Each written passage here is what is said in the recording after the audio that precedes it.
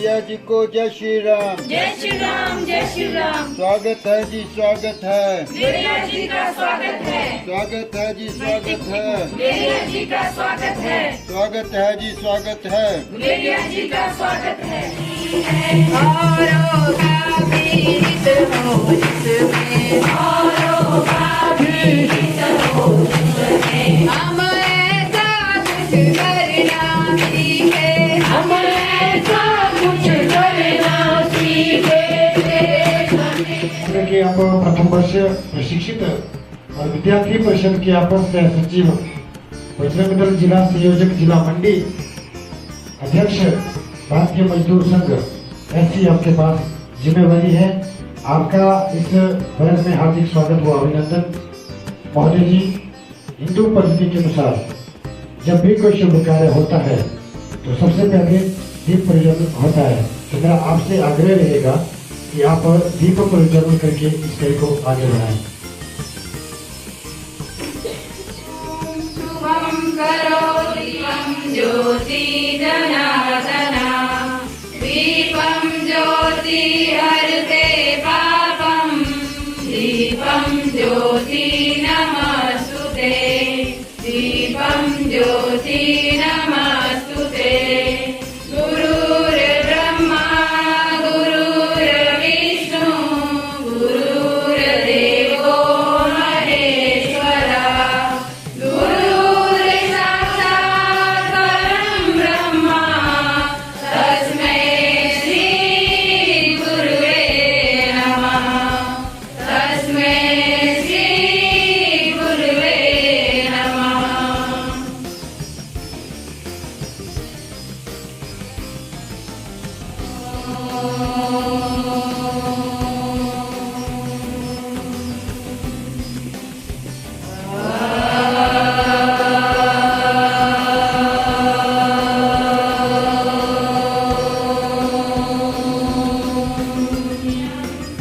भर्गो देवस्य धीमहि धियो यो राम, जय राम, जय जय राम।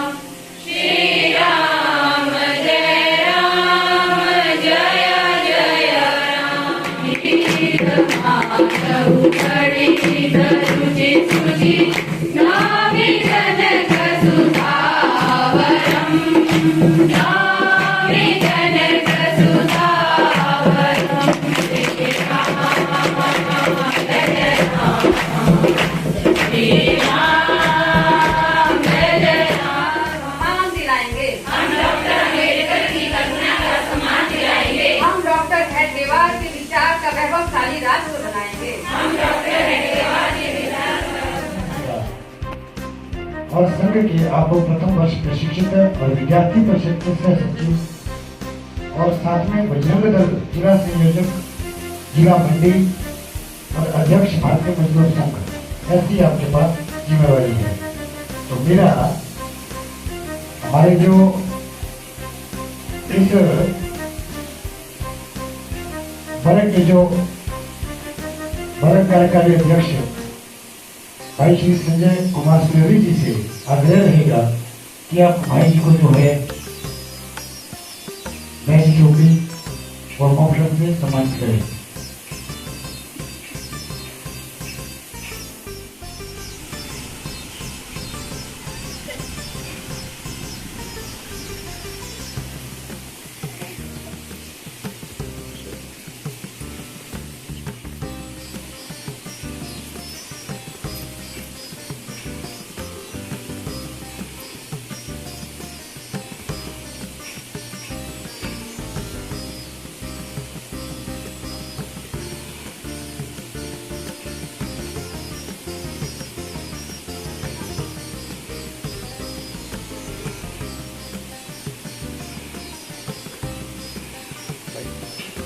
आपका निवास स्थान लोधपुर में है।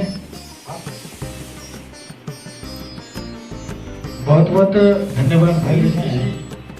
और आप जो हमारे इस वर्ग के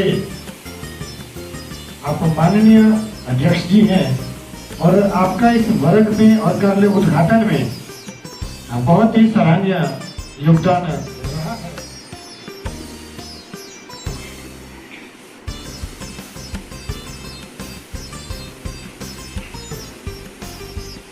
बहुत बहुत धन्यवाद भाई हुआ इसके लिए आपका पहले स्वागत और अभिनंदन। मैं चाहता हूं कि जैसे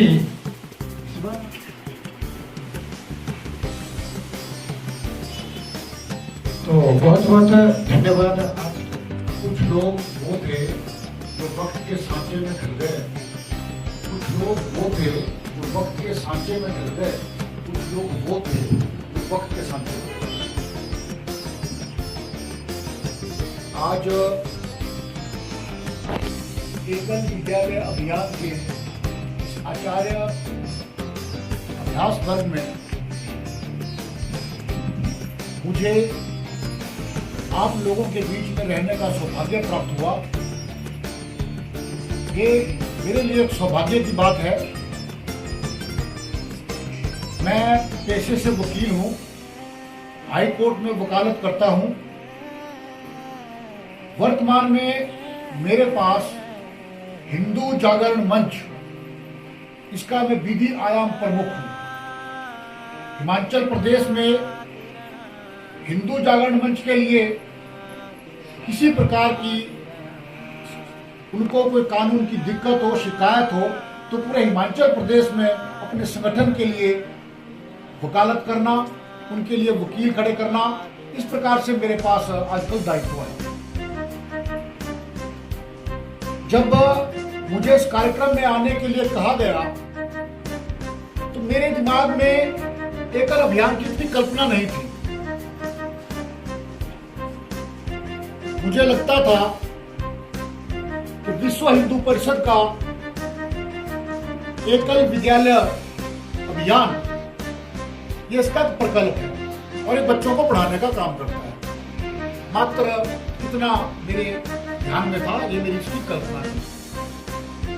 लेकिन इस काम को लेकर, जिस उद्देश्य को लेकर, जिन विषयों को लेकर आप लोग समाज में जा रहे हैं, इस समाज की जो दशा और दिशा है, इसको तय करने में आपकी भूमिका। कहते हैं कोई एक व्यक्ति साक्षर हो जाए, कोई एक व्यक्ति शिक्षित हो जाए, कोई एक व्यक्ति संस्कारित हो जाए, तो मात्र एक व्यक्ति होता है। कोई पुरुष शिक्षित हो जाए तो सिर्फ एक पुरुष शिक्षित होता है। लेकिन जब किसी परिवार की एक महिला शिक्षित होती है तो पूरा परिवार शिक्षित होता है। और आप सिर्फ महिलाएं नहीं है, एकल विद्यालय में पढ़ाने वाली, एकल विद्यालय में आचार्य,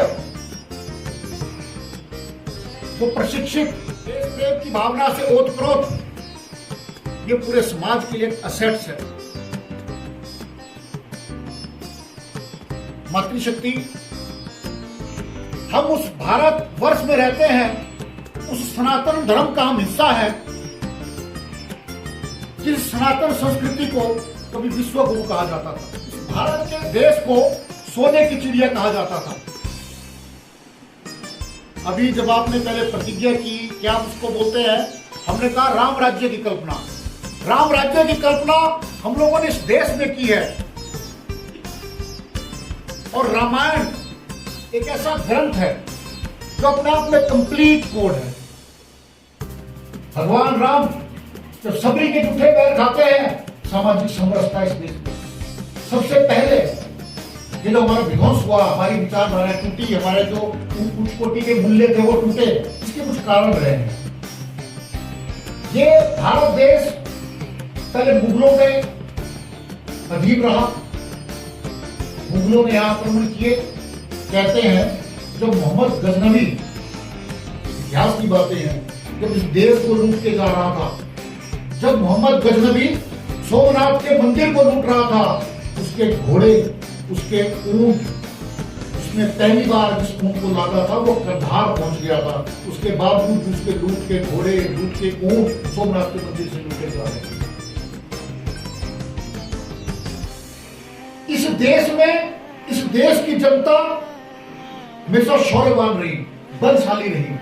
इस देश में कभी कोई कमी रही तो कुशल नेतृत्व की कमी रही। जब बाहर से मुगल आए, जिन राजनीतिक घरानों ने समझौता कर दिया, जो बिछ गए, जनता उनके साथ चल पड़ी। लेकिन जो लोग लड़े, महाराणा प्रताप अगर मुगलों के खिलाफ लड़े तो महाराणा प्रताप की जनता ने उनका साथ दिया। अगर शिवाजी मुगलों के खिलाफ लड़े तो शिवाजी की जनता ने उनका साथ। शिक्षापति की बात कर रहा था, गुरुकुल थे, गुरुकुलों में बच्चे पढ़ते थे, सब प्रकार की शिक्षा उनको वहां दी जाती थी। लेकिन क्योंकि गुरुकुल, उस वर्ग के गुरुकुल वो काम कर रहे थे जो एकल विद्यालय आपके जो काम करते हैं। मुगलों के बाद अंग्रेज आए। एक बहुत जबरदस्त कहानी मैं आपको सुनाता हूं। जब यहां अंग्रेजों का शासन था, अंग्रेजों ने इन हिंदुओं को कैसे गुलाम बनाया जाए, कैसे इनको अपने कंट्रोल में रखा जाए, कैसे इनकी जो वीरता, शौर्य, साहस, उसको कैसे खत्म किया जाए, इसके ऊपर स्टडी हुई। बाहर से इनकी टीम आई। जब वो टीम सर्वे कर रही थी, उस वक्त प्रयागराज में एक बहुत बड़ा कुंभ हुआ।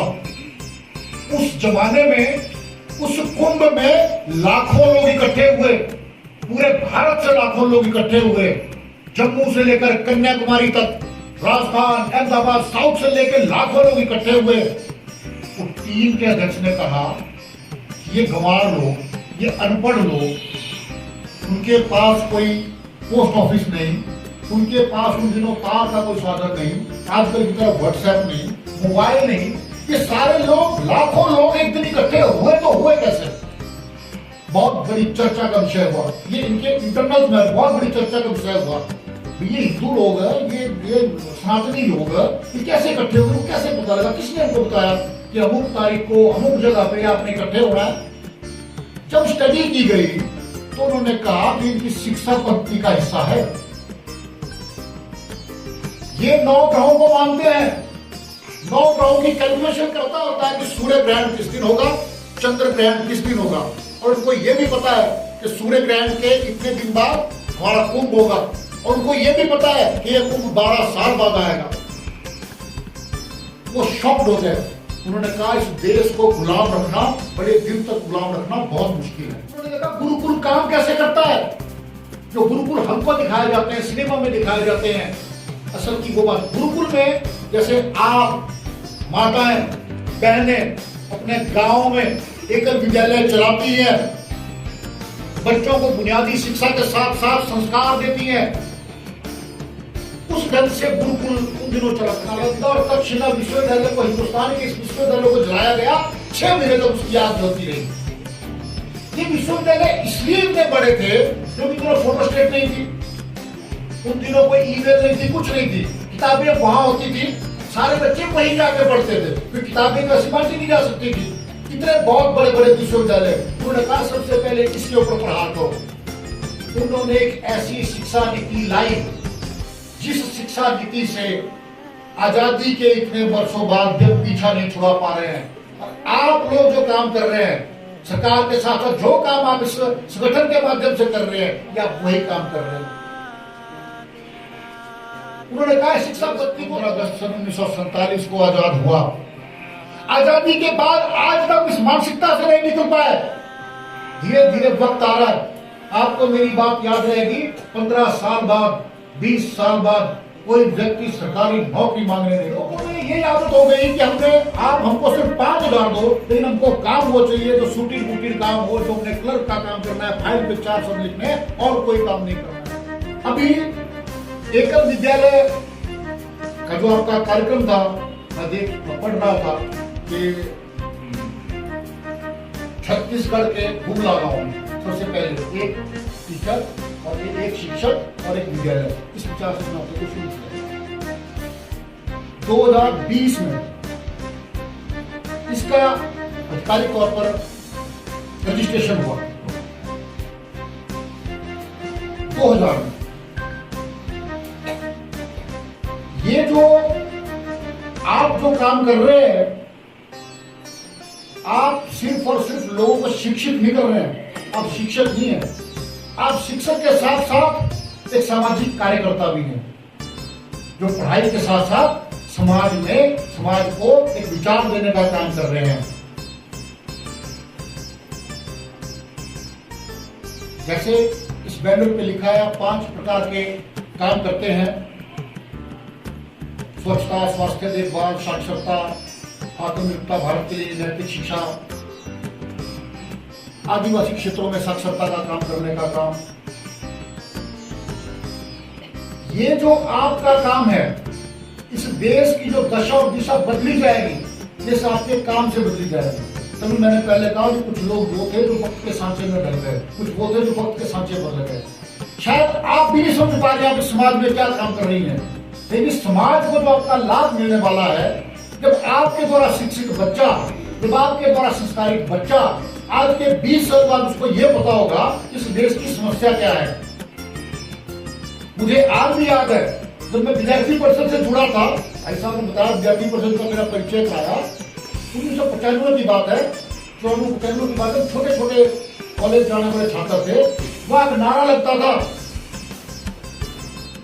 जहां हुए बलिदान मुखर्जी वो कश्मीर हमारा है, जो कश्मीर हमारा है वो सारे का सारा है। धारा 370 को हटाएंगे, रामलला हम आएंगे, मंदिर वहीं बनाएंगे। हमारा जब विकास हुआ, हमारा विकास उन नारों के बीच में हुआ। जब हमारी उम्र के छात्र, जो अच्छे अच्छे अमीर घरों के लड़के होते थे, जो कॉलेज में मौज मस्ती करते थे, पढ़ाई करते थे, उनके दिमाग में इस विचार का कभी ख्याल नहीं आया। लेकिन हमने वो नारे लगाए थे, तो जब देश में 370 हटी तो आंतरिक एक खुशी हुई। हमने कहा हमने जो वोट किया था, हमारा वोट सफल हो गया, आज धारा 370 हटी है। क्यों? क्योंकि हमारे दिमाग में कहीं ना कहीं जाने जाने हमने बचपन में वो नारा सुना था, एक देश में 2 विधान 2 निशान नहीं चलेंगे, हमको पता था। आज भी इस देश की बहुत अधिक समस्याएं हैं, क्योंकि मैं हिंदू जागरण मंच में काम करता हूं। लव जिहाद, लैंड जिहाद, आतंकवाद, धर्म परिवर्तन, ये बहुत बड़ी समस्या है इस देश में। इस देश की कोई सामाजिक समस्या है, छुआछूत है, अस्पृश्यता है, ये कुछ एक ऐसी चीजें हैं जो हमको तोड़ती है, सनातन धर्म को तोड़ती है, हम लोगों को तोड़ती है। ये आप माताओं, बहनों, आप आचार्यों का काम है कि समाज में इस तरह से स्थिति को लिया जाए। जो समाज में अच्छा आदमी है, जो समाज में संभ्रांत वर्ग है, जो इस बात को नहीं मानता, उनको अपने बीच में ले जाएंगे। सामाजिक समरसता बहुत बड़ा विषय है, तो हम हर संगठन वाले लेते हैं, हम हिंदू जागरण मंच वाले भी लेते हैं। सामाजिक समरसता, इस सनातन धर्म को तोड़ने वाली व्यक्तिगत तौर पर मैं मानता हूं कि जाति प्रथा है, जो आदमी से आदमी का भेद कराती है। तो उद्धृत करता हूं कि जो जाति व्यवस्था थी, ये जन्म मूलक ना होकर कर्म मूलक थी। उन स्थितियों में, उन दिनों जब काम का वर्गीकरण होता था, तो कौन व्यक्ति कहां काम करेगा, क्या काम करेगा, क्या उसका कर्म होगा, ऐसा नहीं था कि पंडित के घर में पंडित पैदा होगा, ऐसा भी नहीं था कि क्षत्रिय के घर में क्षत्रिय पैदा होगा।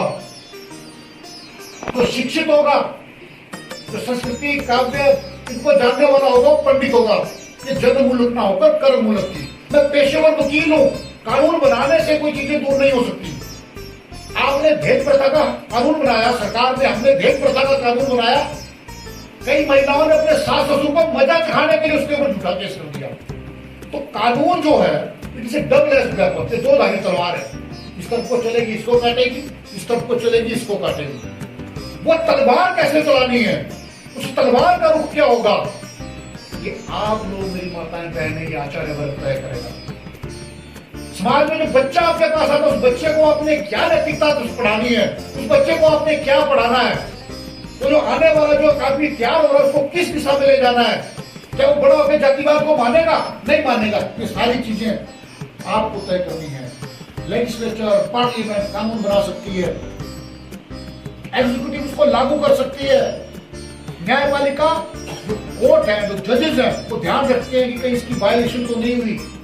लेकिन उनको एप्लीकेबल कैसे करना है, किस विवेक के साथ उसको एप्लीकेशन को करना है, ये विवेक आप मेरी माताएं और बहनें इस समाज में इस विवेक को क्या प्राप्त करने का काम करती हैं। आप लोगों के जिम्मे पर कंधे पर बहुत बड़ी जिम्मेवारी है। 60-70 जितनी आपकी संख्या है और पिछले दिनों से आप यहाँ हैं, आप सब मातृशक्ति को सल्यूट है कि आप समाज में काम करने के लिए नेता आते हैं जाते हैं, एमएलए आते हैं जाते हैं, मंत्री आते हैं जाते हैं, बीजेपी के लोग बनते हैं, सरकारें बनती है, लेकिन जो समाज में दिशा परिवर्तन और दशा परिवर्तन का काम आप कर रहे हैं, समाज को किस दिशा में ले जाना है, ये अपने आप में एक बहुत हमारे लिए सौभाग्य की बात है कि हमारी माताएं बहनें समाज में ऐसा काम कर रही हैं।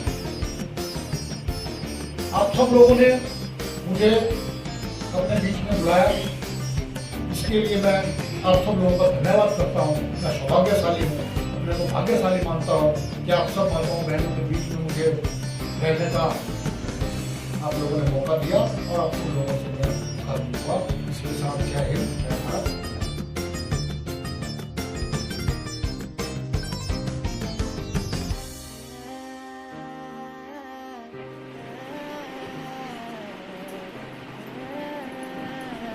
यदि इन चीज़ों को पुनर्जीवित करने में जो सहयोग किया, आज जो भावना फिर से जागृत की, तो मैं भाई अतिरिक्त महाअधिवक्ता नरेंद्र गुलेरिया जी, हिमाचल प्रदेश सरकार, दिल की गहराइयों से आपका धन्यवादी हूँ।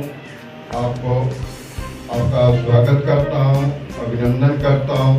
और मैं चाहूँगा अपनी मातृशक्ति से जो शब्द मैंने बोले वो तो बाद में बोले, तो हमारे इस संस्कार परिवार में एक जो दूसरी रैली में हाथ बजाने से धन्यवाद किया जाता है, या किया जाता, तो एक शानदार उद्घोष के साथ भाई नरेंद्र गुलेरिया जी का धन्यवाद किया जाए।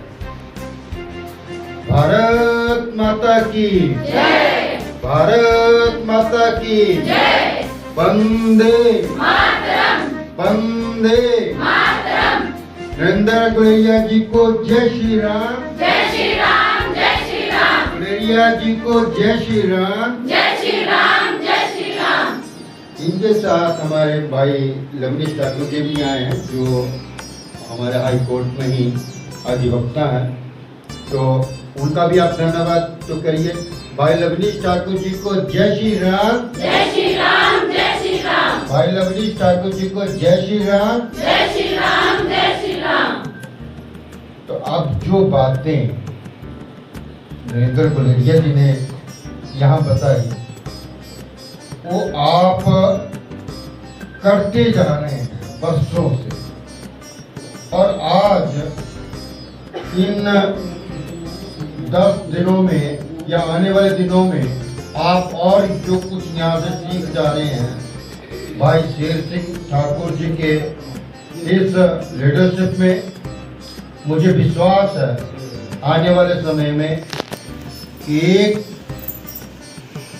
ऐसा राष्ट्र निर्माण होने वाला है जिसका सारा उल्लेख विस्तार पूर्वक भाई नरेंद्र गुलेरिया जी ने यहाँ किया। विश्व गुरु भारत बने, ये आज हम वर्तमान में बोलते हैं, परंतु भारतवर्ष विश्व गुरु था, सोने की चिड़िया था। ऐसा विभिन्न उदाहरणों से आपको आज फिर बताया गया, बड़े सुंदर शब्दों से, बड़े सुंदर व्याख्यान से भाई नरेंद्र गुलेरिया जी ने उन बातों को आपको बताया। तो राष्ट्र निर्माण की इस प्रक्रिया में आप जिस तरीके से अपने आप को वचनबद्ध किए हैं, माँ भारती